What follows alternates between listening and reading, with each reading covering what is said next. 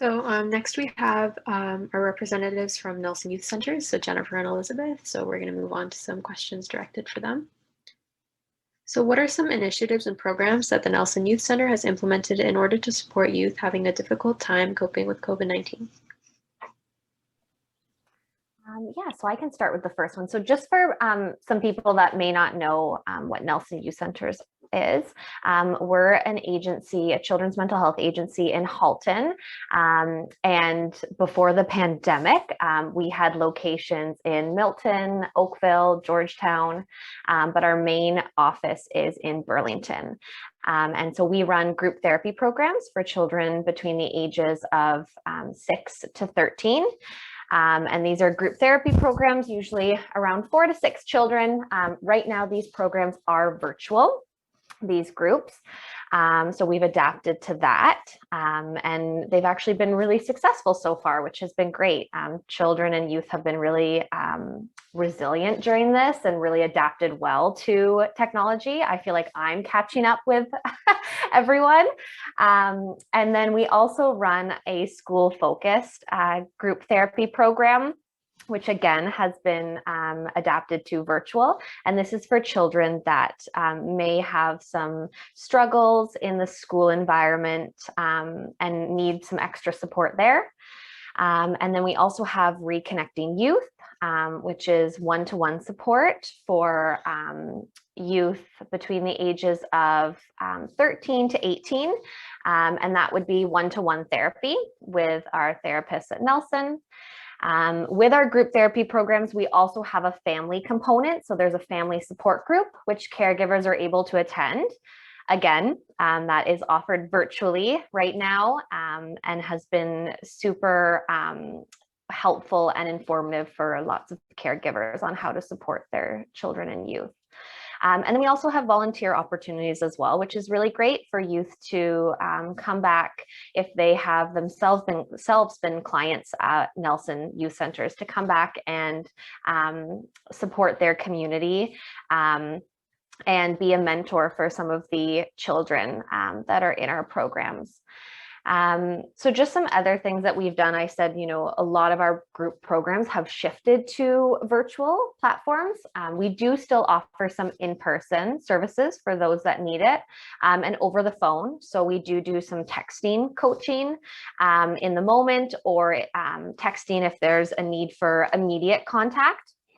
And, we're doing our best to allow youth to make their own space comfortable virtually. So feeling as though they have that control and, say how they want to engage in services. So if Zoom works well, that's awesome.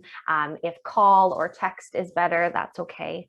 And for our groups right now, there's no cost for service, which has been really helpful for lots of caregivers and families because it is virtual. We've offered that.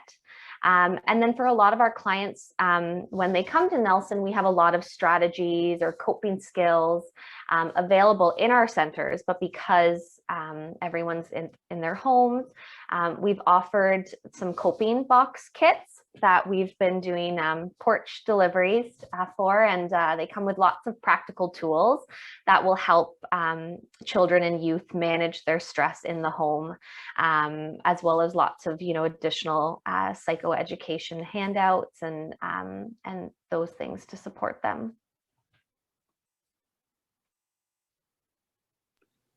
Awesome. Well, I'm so happy to hear that, with everything virtual and with the pandemic, you're still able to offer some really amazing services. And hearing that it's free as well, making it accessible to as many people as possible is a really good thing. Mm-hmm. Okay. So our next question, if someone's parents consider mental health to be a taboo topic, how do you think someone can seek help without them necessarily knowing, or is there anything else that you can do if, it's an awkward conversation to have? Yeah, so distress and crisis lines, as mentioned before by Lauren, she brought up the Rock 24 crisis line, are a great way to reach out for someone to get some help privately. So for instance, also the Kids Help Phone is a good resource. They also allow texting or chatting online, so it doesn't necessarily have to be a phone conversation. And again, it's private. And as touched on again by Lauren, if you have the capacity to understand the risks versus benefits to mental health services, then accessing mental health services, then you can connect with a therapist or a counselor without any parental involvement. Again, like Lauren mentioned, we do encourage some degree of parental involvement, but if you are 12 years or older, you do have the right to your privacy and the confidentiality. So basically, whatever you tell your therapist or your counselor remains between you, unless there is any kind of safety concerns or other limits to confidentiality, which those things would be discussed when meeting with your therapist as well. Awesome. So that's good to know for, anybody, it is a taboo topic. There's definitely stigma around mental health. So it's good to know you can at least reach out for help if you really do need it. Okay. So if no one has anything else to add, I think we'll be moving on to the next representatives. Absolutely.